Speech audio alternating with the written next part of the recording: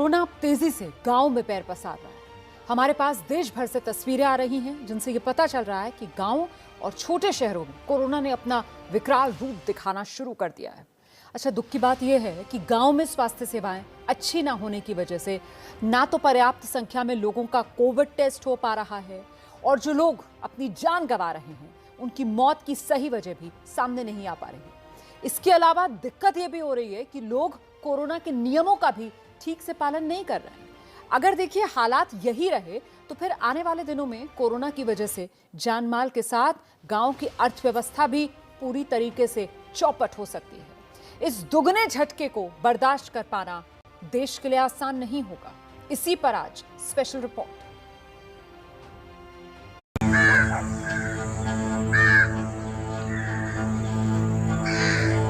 बिहार के बक्सर में गंगा नदी में मिले इन शवों ने पूरे देश को हिला दिया है। कई लोग गंगा में बहती इन लाशों को कोरोना संक्रमण से होने वाली मौत से जोड़कर देख रहे हैं। अगर ये सच है तो ये स्थिति काफी भयावह है। कोरोना की वजह से गांव में हो रही मौत का ठीक से रिकॉर्ड नहीं रखा जा रहा। वो इसलिए क्योंकि कई जगह कोरोना की वजह से मौत को सर्दी, खांसी और दमे से होने वाली मौत कहकर अंतिम संस्कार कर दिया जा रहा है। गंगा के पानी में एक वायरस पाया जाता है जिसका नाम है बैक्टीरियोफेज, उस वायरस का नाम। और ये वायरस गंगा के पानी में बैक्टीरिया को ग्रो नहीं होने देता, क्योंकि बैक्टीरिया को ये किल कर देता है। तो बैक्टीरिया नहीं ग्रो होता है इस वायरस के चलते, इसीलिए गंगा का पानी सड़ता नहीं।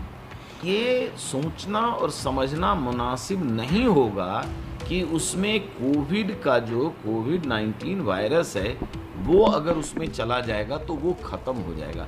तो ये एक प्रकार से इस चीज़ को नकारा जाना चाहिए और लोगों को हिदायत भी देनी चाहिए, लोगों को समझाना भी चाहिए। किसी का डेथ हुआ है साहब, उसका प्रॉपर लास्ट राइट करो। ये है मेरठ के परतापुर के गगोल गांव की तस्वीरें। यहाँ पिछले एक महीने में 60 मौतें हो चुकी हैं। गांव के लोगों का कहना है कि मृतकों में किसी की भी कोविड जांच नहीं हुई है। इन लोगों का कहना है कि अगर सबका टेस्ट कराया जाए तो बहुत सारे लोग कोरोना संक्रमित मिलेंगे। इन्हें डर है कि अगर जल्दी ही इनके गांव में सबका कोरोना टेस्ट नहीं हुआ तो कई लोगों को जान से हाथ गंवाना पड़ सकता है। गांव वालों के मुताबिक इस गांव की आबादी लगभग 22,000 है, जबकि कागज पर सिर्फ 7,500 दिखाए गए हैं। यहाँ पे कोई जांच नहीं हुई, सारा झूठ बोल रहे हैं, ड्रामा कर रहे हैं। और 8 तारीख में 5 मौतें हुई हैं, एक महीने के अंदर 60-65 मौतें हुई हैं। आज भी सुबह सुबह 2 मौतें हुई हैं। यहाँ कोई जांच नहीं हो रही, ना कोई सफाई करी जा रही, ना कोई दवाई छिड़की जा रही। दवाई हमने अपने पास से एक बार ट्राई करी है छिड़कवाने की पूरे गांव के अंदर। हम लोग कोशिश कर रहे हैं, सरकार की तरफ से कोई हमें लाभ नहीं मिल रहा। ना गाँव की स्थिति बहुत गंभीर है जी। सुबह उठते ही हमें पता लगता है कि 4-5 हमारे भाई, हमारे परिवार जिनके गांव के लोग एक्सपायर हो चुके हैं। मतलब कोई भी जांच सरकार के द्वारा नहीं हो रही, किसी भी तरीके की कुछ भी दवाई, कुछ भी जो वो है हमारा, मतलब हमें कि हम वो कर सके कि इससे बच सके। कोई भी हमारे लिए सरकार को कुछ भी बचाव हमारे लिए नहीं हो रहा। संक्रमण होगी 50-60, मतलब एक महीने के अंदर करीब में 500-700 तो बीमार कम से कम है। हर घर में बीमार है। ये कहानी सिर्फ मेरठ की नहीं है। यूपी, बिहार, राजस्थान, उत्तराखंड, हरियाणा और एमपी समेत उत्तर भारत के कई राज्य हैं जहां पर गांव-गांव में कोरोना फैल गया है और लोगों को इसकी भनक भी नहीं है। अगर है भी तो वो लाचार हैं। अगर ग्रामीण इलाकों में पिछले 2 महीनों के मौत के आंकड़ों को देखें तो साफ पता चलता है कि शहरों से ज्यादा गाँव में मौत हो रही है। ग्रामीण इलाकों में ज्यादा मौत। इस साल मार्च में ग्रामीण इलाकों में 2,707 लोगों की मौत हुई थी, जबकि मार्च में शहरी इलाकों में 2,910 लोगों की मौत हुई थी। लेकिन अप्रैल में ये ट्रेंड बदल गया।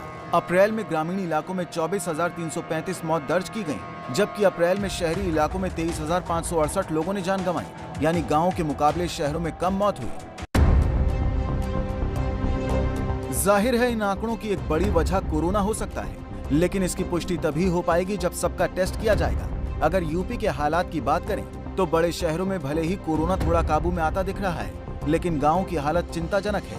सरकार को भी इसका एहसास है। यही वजह है कि सरकार अब शहरों के साथ ही गांव पर भी फोकस करना चाहती है। सरकार ने पिछले दिनों गांव में टीमें भेजकर सर्वे कराने, संक्रमितों की पहचान करने और साथ ही टेस्टिंग व ट्रीटमेंट कराए जाने का ऐलान किया था, लेकिन ये दावे सिर्फ किताबी और हवा हवाई साबित हो रहे हैं। हकीकत से इनका कोई वास्ता नहीं है।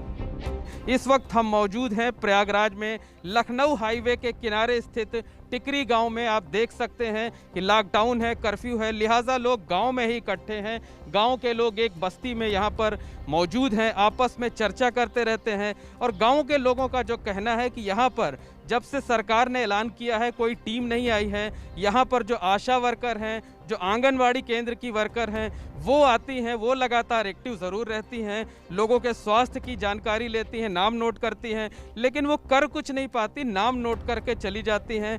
टेस्टिंग के लिए अभी तक यहाँ कोई टीम नहीं आई है। यहाँ भयावह स्थिति बनी हुई है। जो लोग बाहर से आ रहे हैं सब परिवार के साथ घुल मिल रहे हैं, लेकिन सरकार की तरफ से पीएससी तरफ से कोई डॉक्टर नहीं आया। एएनएम आती हैं और ये स्वास्थ्य विभाग की जो आशा है वो लोग तो आती है, लेकिन उन बेचारी कर कुछ नहीं पा रही हैं, सिर्फ लोगों को बता के चली जाती है। हमारे गांव में लगभग 7-8 डेथ हो चुकी है ना। हमारे पास, हम लोगों के पास पैसे भी हैं, कहीं सरकारी जगह पे इलाज और किसी सरकारी संस्था जाने पर इलाज भी नहीं हो रहा। इसलिए ना डर तो इतना माहौल है कि गांव के लोगों से पूछिए ही ना क्या हो रहा है। देश के गांव में कोरोना का प्रकोप लगातार बढ़ रहा है। जनवरी से लेकर अब तक के ट्रेंड को देखें तो ये साफ हो जाता है कि महीने दर महीने शहरों के मुकाबले गांव में संक्रमण बढ़ा है। इस साल जनवरी में कोरोना के नए मामलों में गांव का हिस्सा 34.60% था। फरवरी में ये बढ़कर 39.10% हुआ। मार्च में ग्रामीण इलाकों में 37.90% नए मामले आए। अप्रैल में गांव में कोरोना के मामले 45.50% हो गए। अभी मई खत्म भी नहीं हुआ है और कुल मामलों के 48.50% मामले गांव से आ रहे हैं। इस बार ग्रामीण क्षेत्रों में ज़्यादा संक्रमण है। पॉजिटिव केसेस भी लगभग 70% से आसपास गाँवों से आ रहे हैं। और गांव में हमने जगह जगह में टीमें बना के ग्राम निगरानी समिति के और एएनएम, आशा, आंगनवाड़ी और उनके जो बीपीओ हो उनके ग्रुप बना के घर घर जाके सर्वे करा रहे हैं। हाई लेवल पेशेंट को आइडेंटिफाई कर रहे हैं, उनको गोलियां दवाई दे रहे हैं। जो पॉजिटिव केसेस है उनको होम आइसोलेट के लिए आइडेंटिफाई कर रहे हैं कि घर पे रहे, कोई बाहर इधर उधर नहीं जाए। जाहिर है कि गांव में कोरोना के मामले बढ़ने से गांव की अर्थव्यवस्था पर भी असर पड़ेगा। लोग बीमार पड़ेंगे तो काम पर कैसे जाएंगे? खास तौर पर महामारी के दौर में एक बार अगर स्थिति हाथ से फिसली तो काबू करना बहुत मुश्किल होता है। अगर भारत के गांव की हालत चरमरा गई तो देश की अर्थव्यवस्था पर भी इसका बड़ा असर होगा। देश की नेशनल इनकम का 46% हिस्सा ग्रामीण भारत से आता है। अगर कोरोना के मामले बेकाबू हुए तो अर्थव्यवस्था पर बड़ी चोट पड़ेगी। ग्रामीण इलाकों में बेरोजगारी और कमाई कम होने का खतरा है। 25 अप्रैल को ग्रामीण इलाकों में बेरोजगारी दर 6.37, जबकि 9 मई को ये दर बढ़कर 7.29% हो गई। ग्रामीण भारत में रोजगार का सबसे बड़ा स्रोत खेती किसानी है। गांव में ज्यादातर लोग कृषि पर निर्भर हैं। ऐसे में कोरोना का प्रकोप बढ़ने से किसानों पर भी कहर टूट सकता है। कृषि प्रधान राज्यों के गांव में कोरोना फैलने से ज्यादा नुकसान होगा।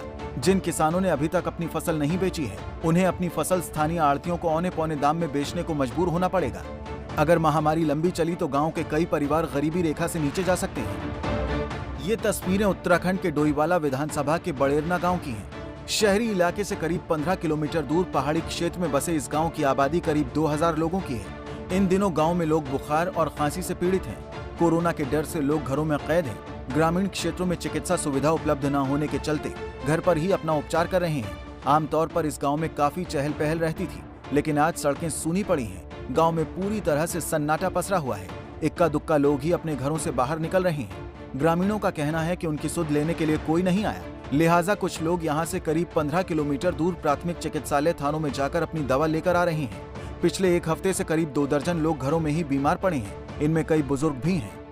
गांव में बहुत खराब स्थिति है, सब बीमार हैं पड़े हुए, कोई देखने आया नहीं। कई दिन हो गए जुकाम बुखार चल रहा, सब डर रहे बाहर निकलने को। बुखार आ रहे लोगों? हाँ, ये सर्दी जुकाम थोड़ा बहुत। यहाँ कोई डॉक्टर की टीम वगैरह कोई आई? अभी तो आई नहीं है सर, पता नहीं आई होगी आगे पीछे तो हम पता नहीं। 2-3 गांव में ऐसे करीबन हो गए 25-30 तो हो गई। अच्छा, बुखार वगैरह होने? हाँ, बुखार है।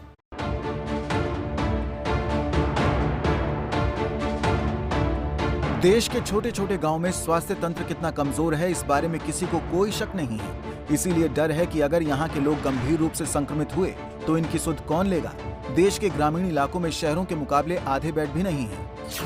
वर्ल्ड बैंक के मुताबिक भारत की 65% आबादी गांव में रहती है। ग्रामीण इलाकों के सरकारी अस्पतालों में 2,95,923 बेड हैं, जो देश का 36% है, जबकि देश के शहरी इलाकों के सरकारी अस्पतालों में 5,22,473 बेड हैं, जो कि देश का 64% है। आज की तारीख में कोरोना के मरीज भर्ती हैं, उनमें 62% शहर के हैं और 38% गांव के हैं। अलबत्ता फिर भी हमने गांव में ये बीमारी ना फैले इसके लिए ठीकरी पैरा के आदेश जारी किए हैं और घर घर जाके सबके टेस्ट करने के लिए भी हमने टीमें गठित कर दी। गांव और छोटे शहरों में कोरोना के बढ़ते मामलों की एक बड़ी वजह ये है। ये तस्वीरें बिहार के चंपारण के बगुआ गांव की हैं। यहाँ पर लॉकडाउन में कुछ देर छूट देने पर देखिए लोग किस तरह सड़कों पर भीड़ लगा रहे हैं। कोरोना गाइडलाइंस की खुलेआम धज्जियां उड़ रही हैं। न तो आम जनता मान रही है और न ही दुकानदार। लोग शादी और रमजान की तैयारियां करने में लगे हैं। पुलिस ने कार्रवाई करते हुए कई दुकानों पर छापा मारा और लोगों पर जुर्माना भी लगाया, लेकिन लोग बेसुध हैं। जूता चप्पल की दुकान है और एक कपड़े की दुकान है। इन लोगों ने शटर बंद करके अंदर से आम जो नागरिक है उनको सामान बेच रहे थे। लॉकडाउन के वायलेशन के लिए उनकी दुकान पे अगले 48 घंटे के लिए सीज किया गया।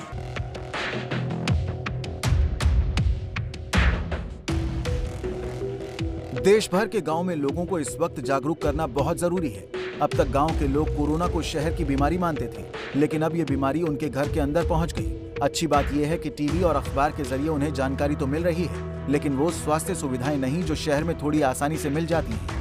लेकिन इस वक्त शहरों का ही हाल इतना बुरा है, तो सोचिए कि अगर गांव में हालात वैसे हो गए तो फिर क्या होगा।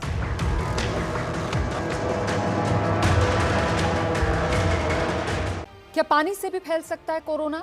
ये सवाल उठ रहा है नदी में लावारिस शवों के मिलने की तस्वीरें सामने आने के बाद। उत्तर प्रदेश से लेकर बिहार और मध्य प्रदेश तक नदियों के किनारे बड़ी तादाद में लावारिस शव अब दूसरों की जान के दुश्मन बन सकते हैं।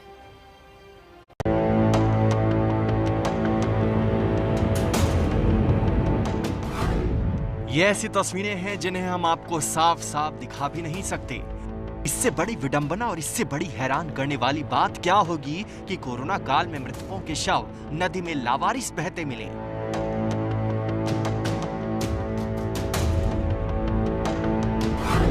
लेकिन यूपी का गाजीपुर हो, यूपी का ही बलिया हो, मध्य प्रदेश का पन्ना हो या फिर बिहार का बक्सर, राज्य अलग अलग, शहर अलग अलग, लेकिन तस्वीर एक सी।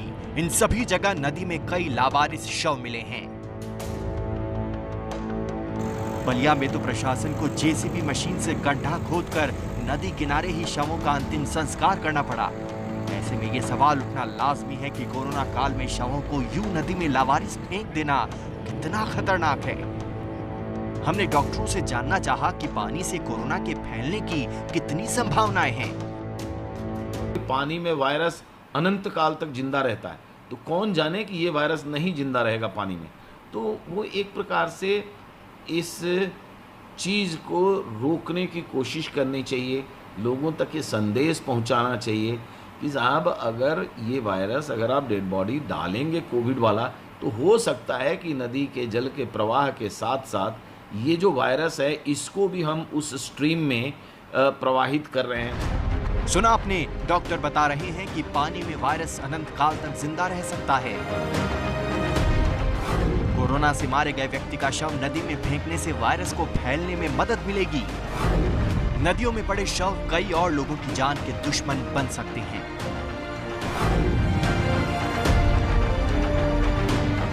हालांकि लावारिस शव होने की वजह से ये पता चल पाना आसान नहीं है कि मृतक कोरोना महामारी के ही शिकार हुए हैं या नहीं, लेकिन जिस तरह से शमशानों कब्रिस्तानों में जगह कम बढ़ रही है, कई जगह गरीब तबके के लोग इस संकट काल में अंतिम संस्कार तक के लिए संसाधन नहीं जुटा पा रहे हैं। उससे अंदाजा लगाया जा रहा है कि ये शव कोरोना में मारे गए लोगों के हो सकते हैं। अब सवाल है कि नदी में शव मिलने के बाद क्या वो पानी लोगों के लिए सुरक्षित है? सुनते हैं कि इस पर पर्यावरण वैज्ञानिक क्या कहते हैं। यदि कोरोना से संक्रमित लोगों की लाशों को गंगा में प्रवाहित किया जा रहा है तो एक बहुत बड़े खतरे का संकेत है। क्यों?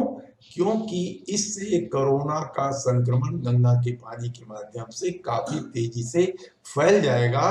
तो यहाँ इस क्षेत्र में ये कोरोना संक्रमितों की लाशें देखी गई हैं, वहां के पानी का प्रयोग करना अविलंब बंद कर दें, क्योंकि इससे कोरोना की स्प्रेडिंग बढ़ गई। राष्ट्रीय स्वच्छ गंगा मिशन ने राज्यों को इन शवों का कोरोना प्रोटोकॉल के तहत अंतिम संस्कार करने को कहा है, लेकिन जहां-जहां ये शव मिले हैं, इनकी वजह से कितना संक्रमण फैल गया होगा, इसका अनुमान भर ही डराने वाला है।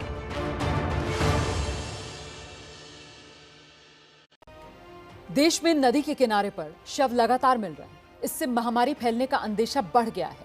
हम एबीपी न्यूज पर प्रमुखता से ये खबर आपको दिखा रहे हैं और खबर दिखाए जाने के बाद प्रशासन जागा है। अब शवों का अंतिम संस्कार कर घाटों को साफ किया जा रहा है।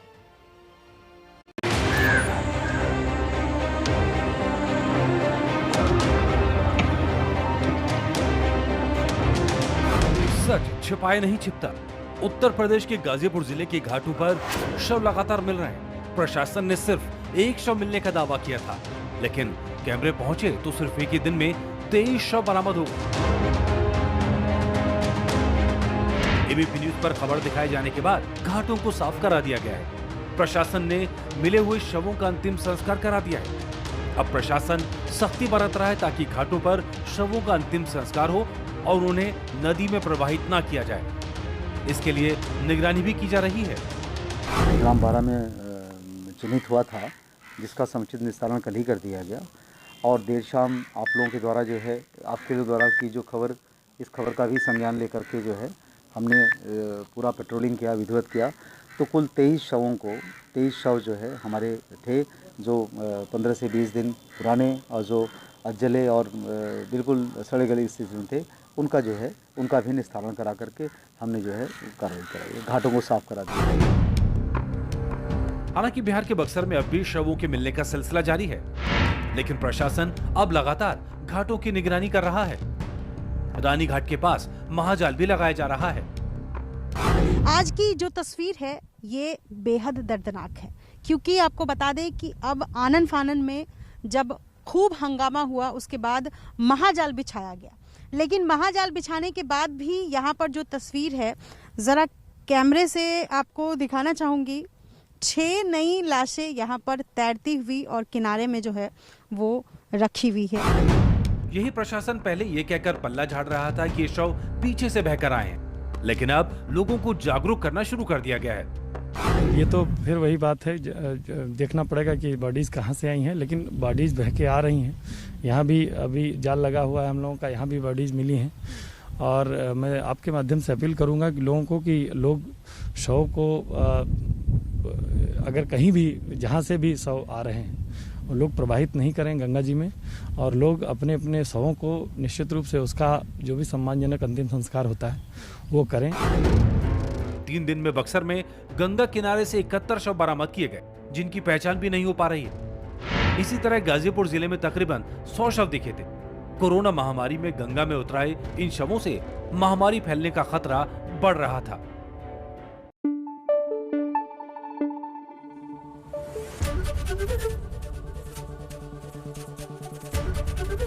एबीपी न्यूज आपको रखे आगे।